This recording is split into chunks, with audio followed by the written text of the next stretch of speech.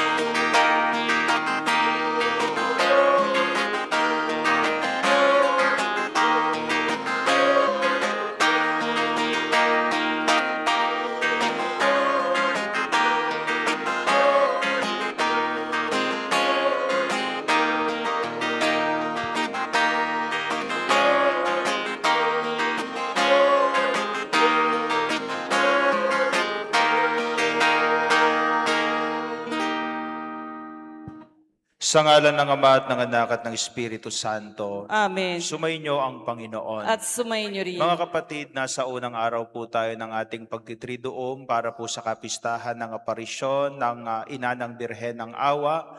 Siya po'y nagpakita kay San Pedro Nolasco, Aring Jaime Aragon at San Raimundo de Peñafort. At ito lang po ang request niya, maging instrumento nawa sila para mapalaya ang mga bihag. Mga kapatid, sa paglapit nawa natin sa Nuestra Señora de la Merced, mas maranasan po natin ang awa na nanggagaling sa Diyos. At kung nararanasan po natin yung awa na nanggagaling sa Diyos sa pamamagitan ng Nuestra Señora de la Merced, tayo rin nawa ay magpahayag ng awa sa mga taong kaawa-awa. Mga kapatid, aminin natin ang ating mga kasalanan upang tayo maging marapat gumanap sa banal na pagdiriwang. Tayo pong lahat, Inaamin ko sa makapangyarihang Diyos at sa inyo mga kapatid, na lubha akong nagkasala sa isip, sa salita at sa gawa, at sa aking pagkukulang. Kaya isinasamo ko sa mahal na Birheng Maria, sa lahat ng mga anghel at mga banal, at sa inyo mga kapatid, na ako'y ipanalangin sa Panginoong ating Diyos. kaawaan tayo ng makapangyarihang Diyos, patawarin tayo sa ating mga kasalanan, at patnubayan tayo sa buhay na walang hanggan. Amen.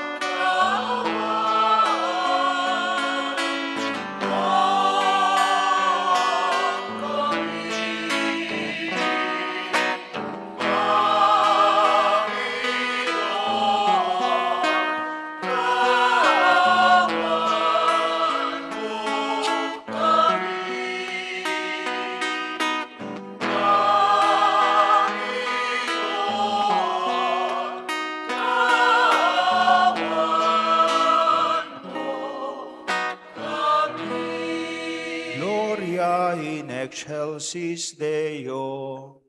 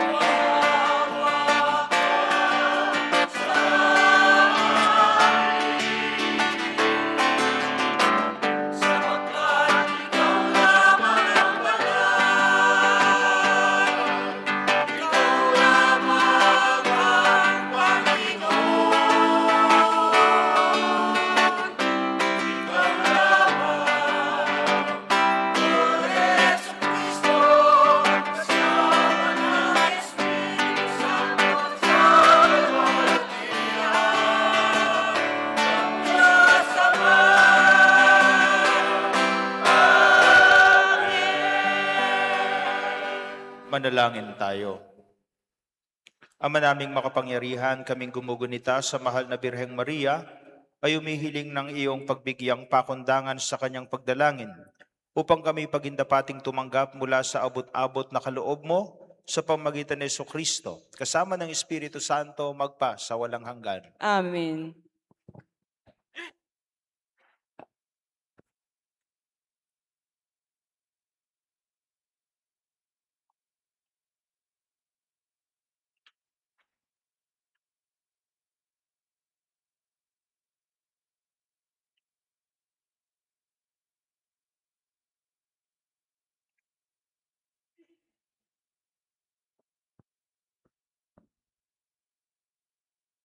Pagbasa mula sa aklat ni Propeta Jeremias.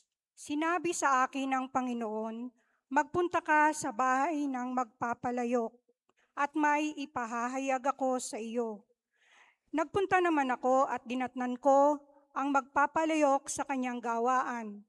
Nakita kong kapag ginagawa niyang sisidlan ay nasira, minamasa niya uli ang luwad at hinuhugisan ng panibago. Pagkatapos nito, sinabi sa akin ng Panginoon, hindi ko po magagawa ang bayang Israel ang ginawa ng magpapalayok sa luwad na iyon.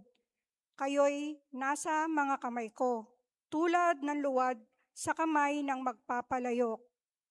Akong Panginoon ang may sabi nito, ang salita ng Diyos. Salamat sa Diyos.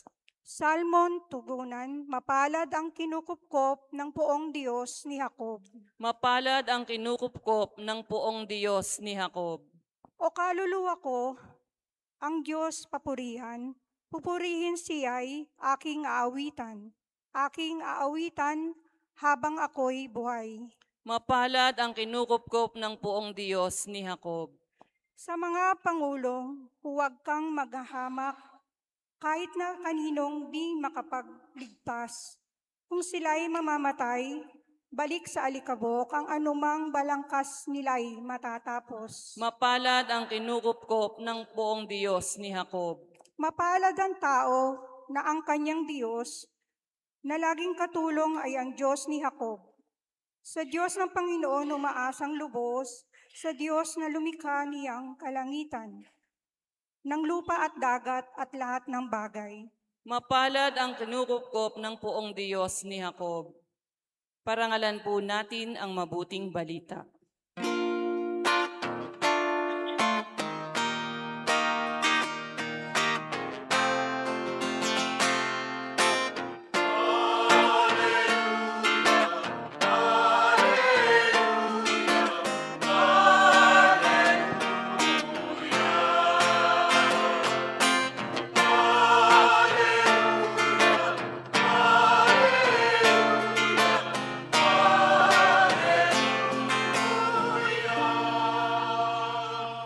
Tayo pong lahat, kami iyong pangaralan upang aming matutuhan ang salitang bumubuhay.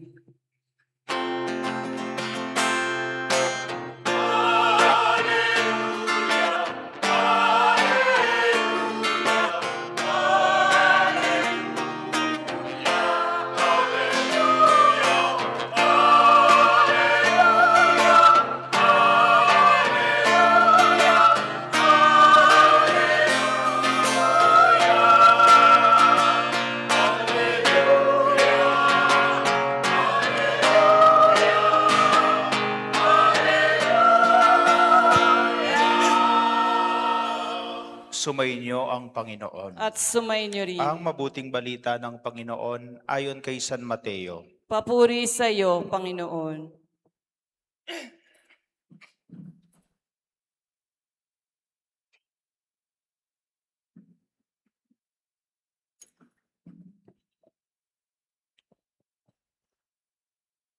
Noong panahong iyon, sinabi ni Jesus sa mga tao, ang paghahari ng Diyos ay katulad din ng isang malaking lambat na inihagis sa dagat at nakahuli ng sari-saring isda. Nang mapuno ay hinila ito sa pangpang at naupo ang mga tao upang pagbukod-bukirin ng mga isda. Tinipon nila sa mga sisidlanang mabubuti, ngunit itinapon ng mga walang kwenta. Gayon din ang mangyayari sa katapusan ng daigdig. Darating ang mga anghel at ihihiwalay ang mga makasalanan sa mga banal at ihahagis ang mga makasalanan sa maningas na pugon. Dooy mananangis sila at mangangalit ang kanilang ngipin. Nauunawaan na ba ninyo ang lahat ng ito? Tanong ni Jesus. Opo, sagot nila. At sinabi niya sa kanila, kaya nga, ang bawat eskriba na kumikilala sa paghahari ng Diyos ay tulad ng isang puno ng sambahayan na kumukuha ng mga bagay na bago at luma sa kanyang taguan. Nang masabi na ni Jesus ang mga talinghagang ito, siya'y umalis doon. Mga kapatid, ang mabuting balita ng Panginoon. Pinupuri ka namin, Panginoong Heso Kristo.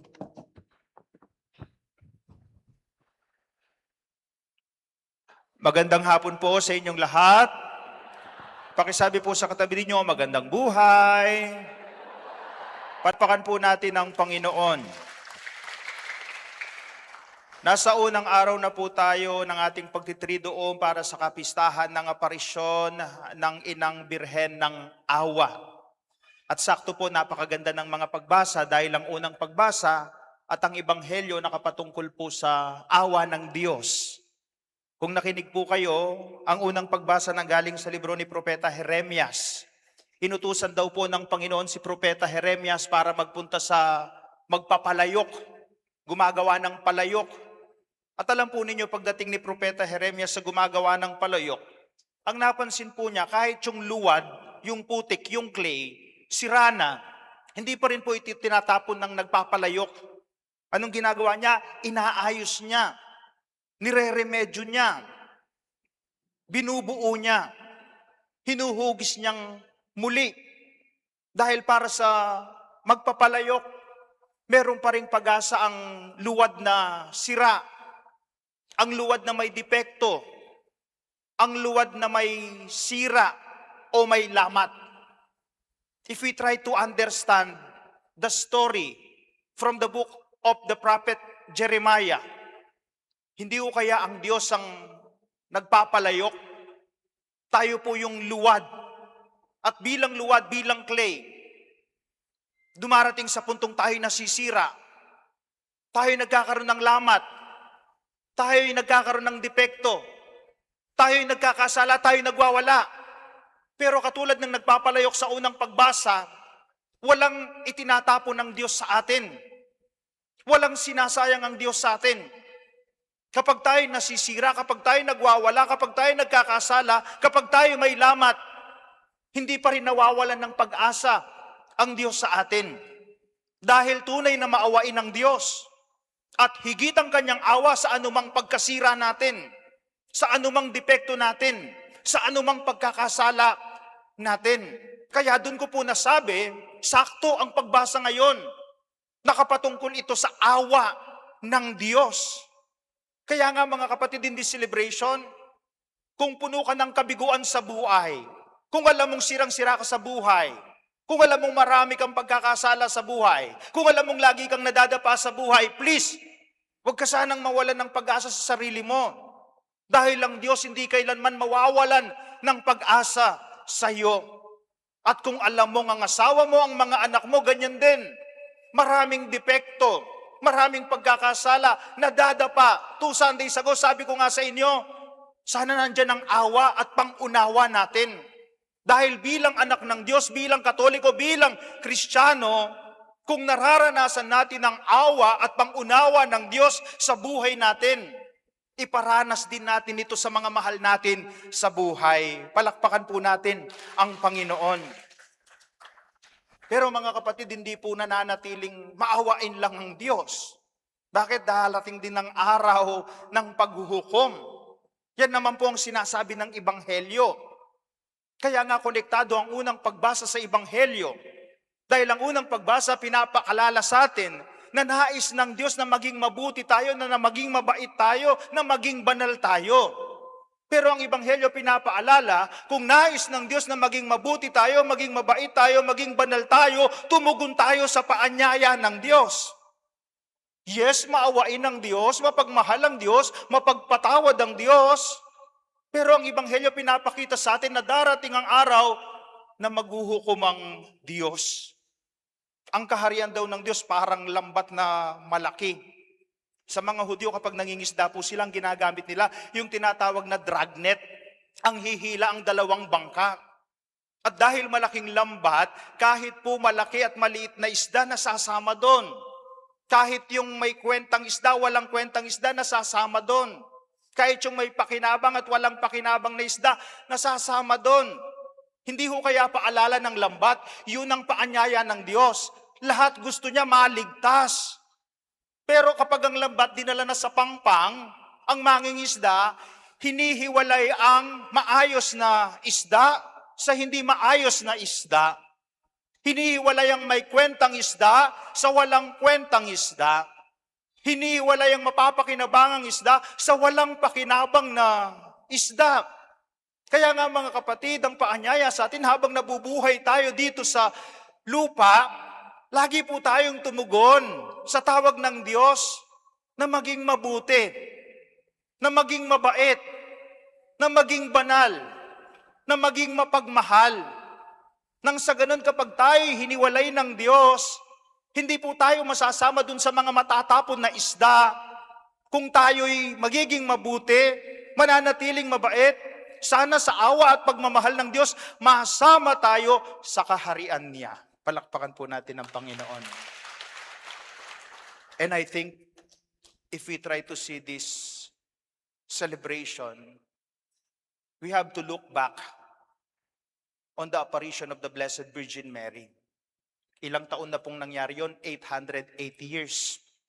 Kung titignan natin, 1218, August 2, nagpakita ang mahal na Birheng Maria.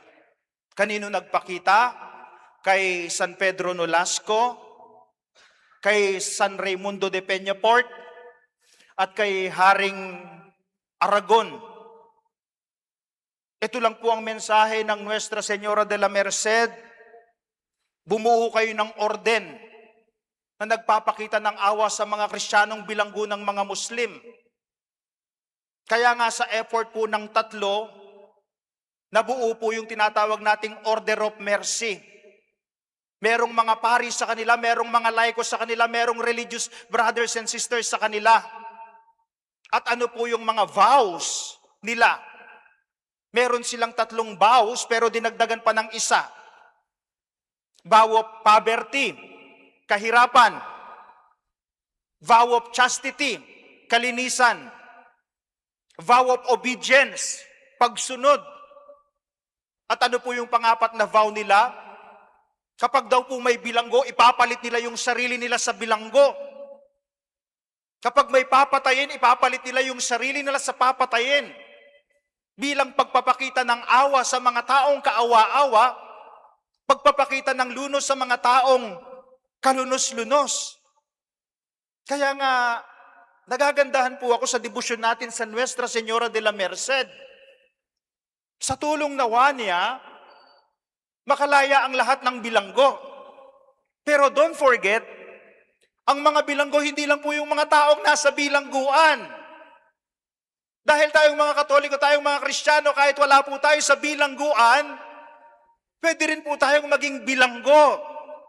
Bilanggo ng ating pagkakasala, bilanggo ng ating pride, bilanggo ng ating kayabangan, bilanggo ng pagiging mainggitin, bilanggo ng pagiging makasarili, bilanggo ng walang pagmamahal sa kapwa, bilanggo ng walang pagpapatawad sa kapwa. Kaya nga in this celebration, let us continue seeking the prayers of Mama Mary. Sana sa dasal ng mahal na Birheng Maria ng awa, maranasan natin ang awa ng Diyos. Dahil ang awa ng Diyos ay tunay na nagbibigay laya sa ating lahat. Palakpakan po natin ang mahal na Birheng Maria.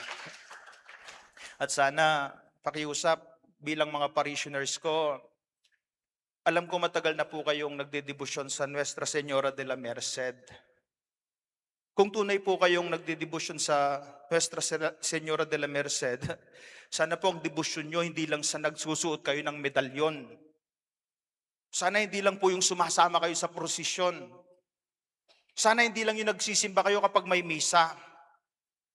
Ang tunay na debosyon sa Nuestra Señora de la Merced, aakayin tayo na maging merced, na maging awa, na maging mercy ng Diyos dito sa lupa. Kasi ang mahirap, ang dami mong suot na medalyon, lagi kang sumasama ng prosesyon, lagi kang nagsisimba kapag piyesta ng apparition at piyesta ng Nuestra Señora de la Merced, pero malupit ka sa iyong kapwa, bastos ka sa iyong kapwa, salbahe ka sa iyong kapwa, masama ka sa iyong kapwa, baka mawalan ng silbi ang ating ginagawa.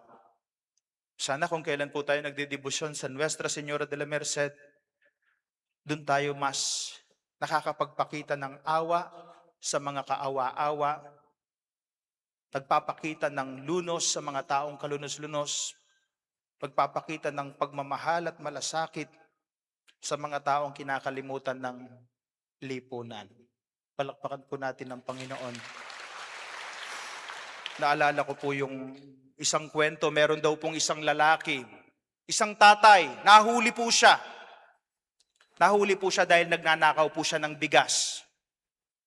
At dahil po nagnakaw ng bigas, dinala po sa hukom. At dahil po malaki ang ebidensya na nagnakaw nga siya ng bigas, ang sabi po ng hukom sa kanya, dahil nagkasala ka, paparusahan kita. Bigla pong napayuko yung lalaki dahil alam niya nagkasala po siya. Pero bago pukpukin ng hukom yung parang martilyo sa hukuman, tinanong muna niya yung lalaki, bakit mo ginawa yon? Ang sabi ng lalaki, kasi po 3 araw na pong walang makain yung mga anak ko. Wala naman pong tumutulong sa amin, wala po akong malapitan. At umiyak po yung lalaki. Pero ang sabi po ng hukom, dahil nagkasala ka, hindi ko pwedeng baliwalain ang batas. Kailangan mo pa ring magmulta. Lalong umiyak po yung lalaki. Pero ang ginawa ng hukom, tumayo po siya, kinuha po niya yung wallet niya, siya po yung nagbayad sa multa ng lalaki. At ang sabi niya sa mga tao, papalayain ko rin to. Papalayain ko rin to. Huwag niyong kakalimutan ng tunay na malaking kasalanan ay ang lipunan na walang awa sa mga taong kaawa-awa at hindi marunong magpakita ng malasakit sa mga taong nahihirapan sa buhay. Baka ang tunay na kasalanan hindi yung nagnakaw ng bigas. Baka ang malaking kasalanan ng tao ay yung hindi marunong magpakita ng pagmamahal, ng awa, ng malasakit sa kanyang kapwa. Sana mga kapatid, matularan natin ang Nuestra Señora de la Merced, matuto tayong magmahal, magpatawad, umunawa, at magpakita ng awa sa ating kapwa, magpasawalang hanggan. Amen. Magsitayo po tayong lahat.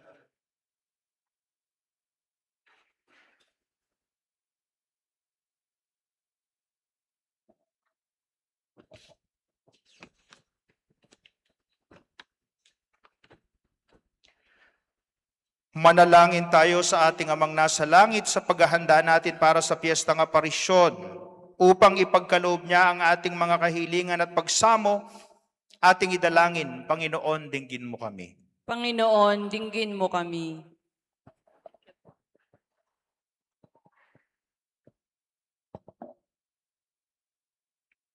Ang simbahan naway huwag tumigil sa pagpapahayag ng Ebanghelyo sa lahat ng tao, dako, wika at kultura. Manalangin tayo sa Panginoon. Panginoon, dinggin mo kami. Ang mga tao naway huwag manatiling sarado sa nakaugaliang kultura, bagkos mapayaman nila ang isa't isa sa kanilang pananampalataya kay Kristo.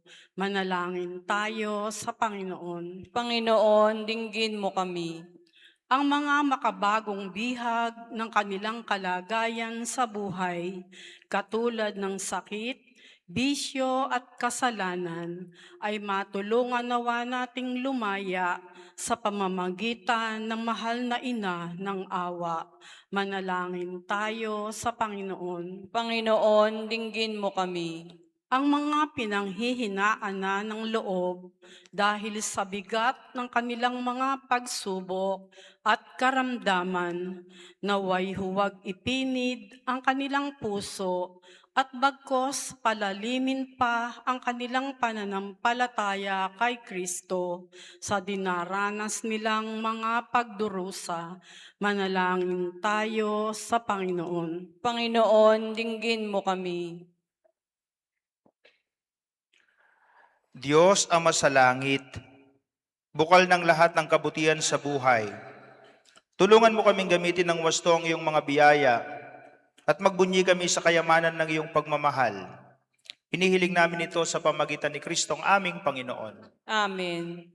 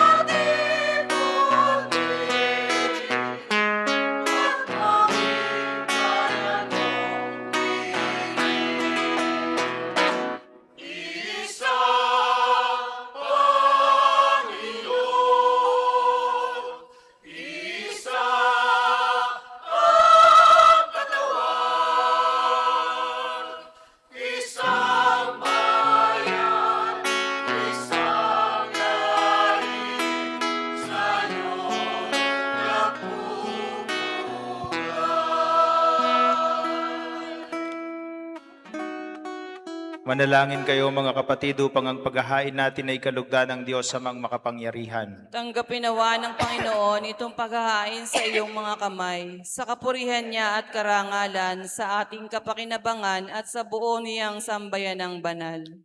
Ama naming lumikha, iniaalay namin sa iyo ang mga handog na ito bilang pagtanaw ng utang na loob ngayong aming ipinagdiriwang ang paggunita sa ina ng iyong anak. Marapatin mong maganap ang pagpapalitan ng iyong kaloob at ng aming handog upang makapakinabang kami sa iyong ibayong pagtubos sa pamagitan ni Jesucristo kasama ng Espiritu Santo magpasa walang hanggan. Amen. Sumainyo ang Panginoon. At sumain niyo rin. Itaas sa Diyos ang inyong puso at diwa. Itinaas na namin sa Panginoon. Pasalamatan natin ang Panginoong ating Diyos. Marapat na siya ay pasalamatan. Ama naming makapangyarihan, tunay ngang marapat na ikaw ay aming pasalamatan, ngayong ginugunita namin ang kapistahan ng mahal na ina ng Diyos, ang Birheng Maria. Bukod mong pinagpala sa babaeng lahat, ang mahal na Birheng totoong mapalad, na iyong piniling maging ina ng iyong anak.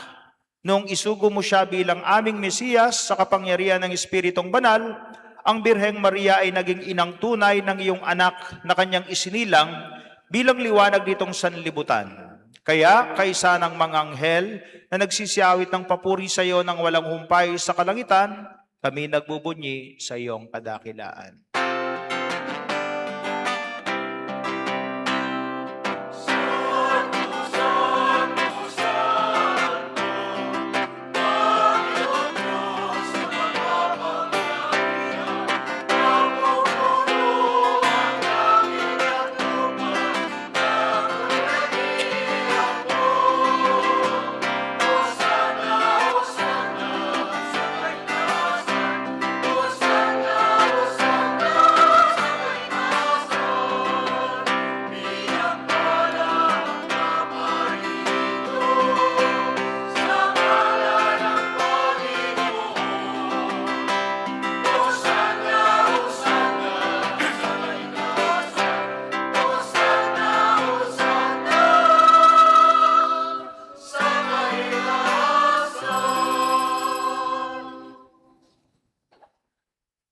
Ama naming banal, ikaw ang bukal ng tanang kabanalan, kaya't sa pamagitan ng iyong Espiritu, gawin mong banal ang mga kaloob na ito upang para sa amin maging katawan at dugo ng aming Panginoong Jesucristo.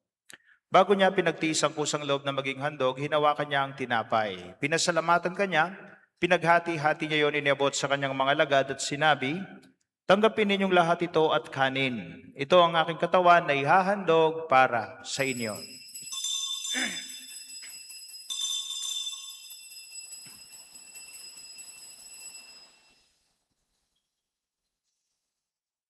Gayun din naman nung matapos ang hapunan, kinuha niya ang kalis. Muli kanyang pinasalamatan. Iniabot niya ang kalis sa kanyang mga lagad at sinabi, "Tanggapin ninyong lahat ito at inumin. Ito ang kalis ng aking dugo, ng bago at walang hanggang tipan.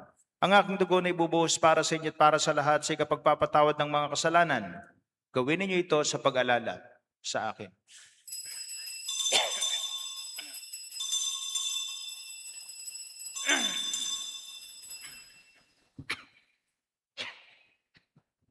Ipagbunyi natin ang misteryo ng pananampalataya.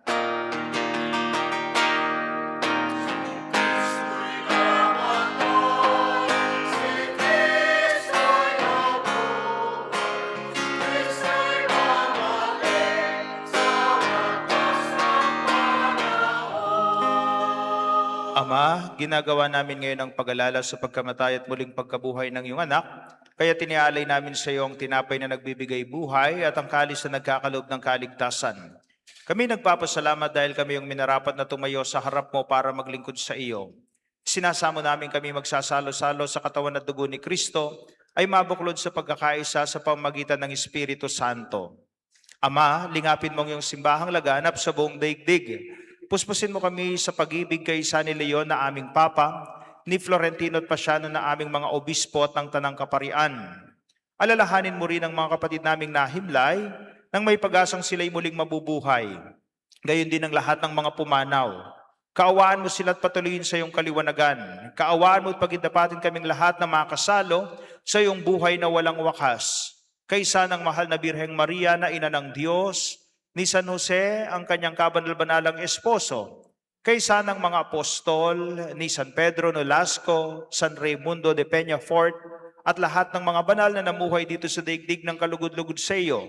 May pagdiwang nawa namin ang pagpupuri sa ikararangal mo sa pamamagitan ng iyong anak na aming Panginoong Heso Kristo. Sa pamamagitan ni Kristo kasama niya at sa Kanya, ang lahat ng parangal at papuri ay sa iyo, Diyos amang makapangyarihan, kasama ng Espiritu Santo, magpa sa walang hanggan.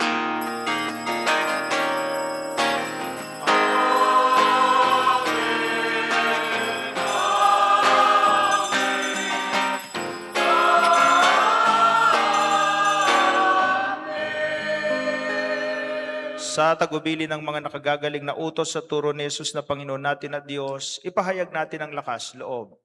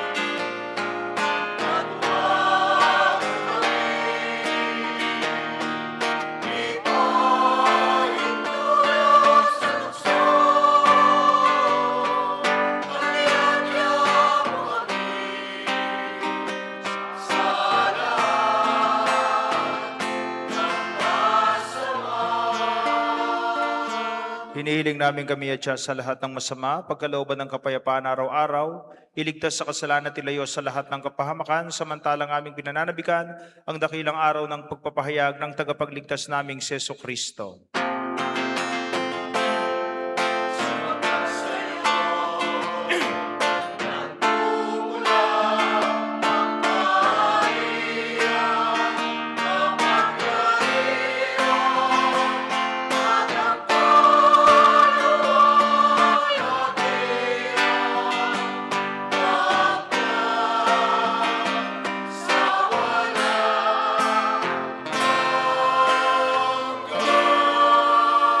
Panginoong Jesucristo, sinabi mo sa iyong mga apostol, kapayapaan ang iniiwan ko sa inyo, ang aking kapayapaan ang ibinibigay ko sa inyo.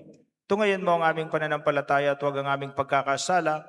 Pagkalooban mo kami ng kapayapaan at pagkakaisa ayon sa iyong kalooban, kasama ng Espiritu Santo, magpasa walang hanggan. Amen. Ang kapayapaan ng Panginoon ay lagi nawang sumainyo. At sumainyo rin. Magbigayin po tayo ng kapayapaan sa isa't isa. Peace be with you. Peace.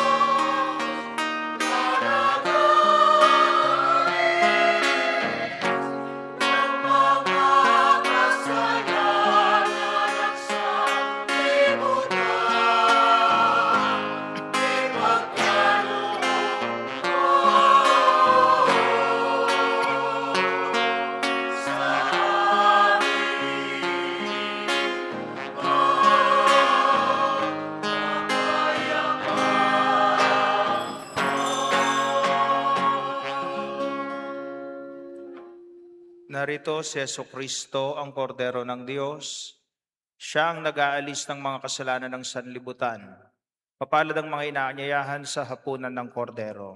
Panginoon, hindi ako karapat-dapat na magpatuloy sa iyo, ngunit sa isang salita mo lamang ay gagaling na Ang ako. katawan at dugo ni Kristo, dalinawa tayo sa buhay na walang hanggan. Amen.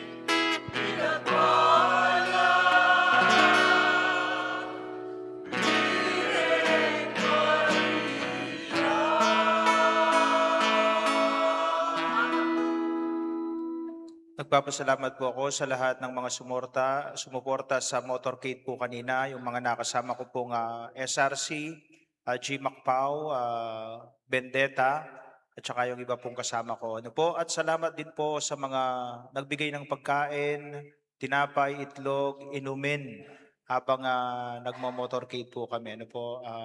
Salamat po, naranasan po namin ang kabutihan ng Panginoon sa inyo. Palakpakan po ninyo ang sarili ninyo.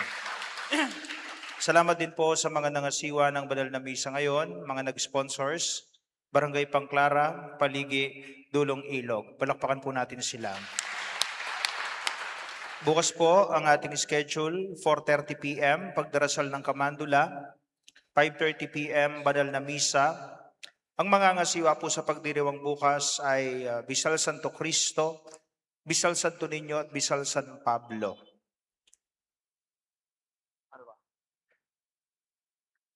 At pinag-uusapan po natin yung awa. Gagawin po ngayon yung pagbibigay ng bigas. Simpleng regalo lang po sa mga bibigyan natin. Tinatawagan ko po yung mga magbibigay at yung bibigyan. Magpunta po tayo dito sa harap.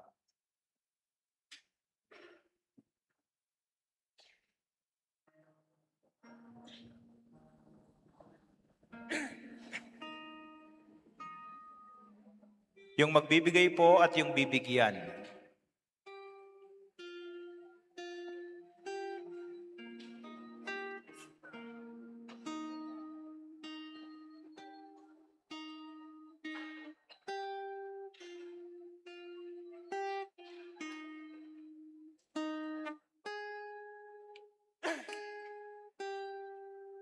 Sige po, dito po kayo sa gitna. Ano po?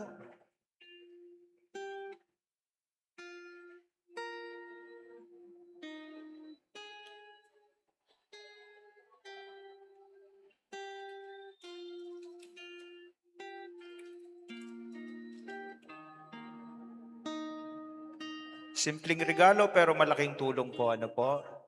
Di naman po natin kailangan maging mayaman na mayaman para makatulong at magpakita ng awa. Sa simpleng paraan, pwede po tayong magpakita ng awa sa ating mga kapwa. Yan. Sige po, harap po kayo sa mga tao. Harap po kayo sa mga tao.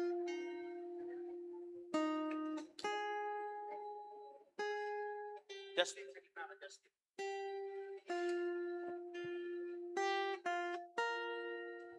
Sige po, lapit po kayo dito.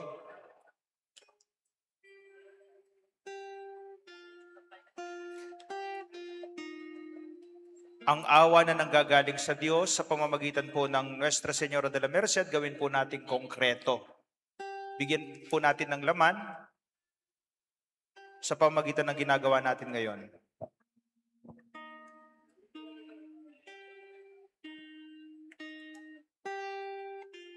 Sa kabila po yung iba. Sige po, iabot na po sa mga bibigyan. Sino po yung mga bibigyan?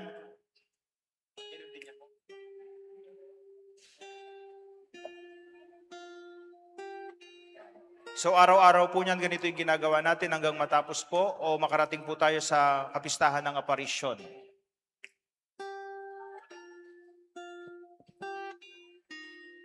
Okay, ready? 1, 2, 3. Sa mga nagbigay po, maraming salamat. Sa mga nabigyan po, congratulations. Palakpakan po natin ang Panginoon.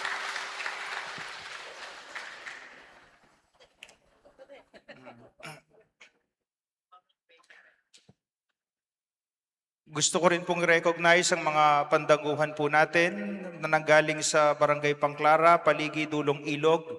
Ang sa mga Dulong Ilog na revive po nila. Nasaan po yung mga taga Dulong Ilog? Tayo po kayo. Ayan, meron po silang mga bagong miyembro. Palakpakan po natin sila. At least po lahat ng barangay ngayon, meron ng pandangguhan. Masaya ko pong binabalita sa inyo na kasama na po uli ang Barangay Dulong Ilog. Magsitayo po tayong lahat. Manalangin tayo. Ama naming mapagmahal, kaming nagsalo-salo sa banal na pakikinabang, ay nakikiusap na pakundangan sa pagunita sa amin sa mahal na Birheng Maria, marapatin mong kami makadulog sa iyong piging sa kalangitan. sa pamagitan ni Jesucristo kasama ng Espiritu Santo magpasa walang hanggan. Amen. Sumainyo ang Panginoon. At sumayin niyo At ang rin. pagpapala ng Panginoong Diyos ay lagi nawang sumainyo sa ngalan ng Ama at ng Anak at ng Espiritu Santo. Amen. Ang ating pagdiriwang ay natapos na. Humayo kayo, taglayang kapayapaan ni Kristo. Salamat sa Diyos.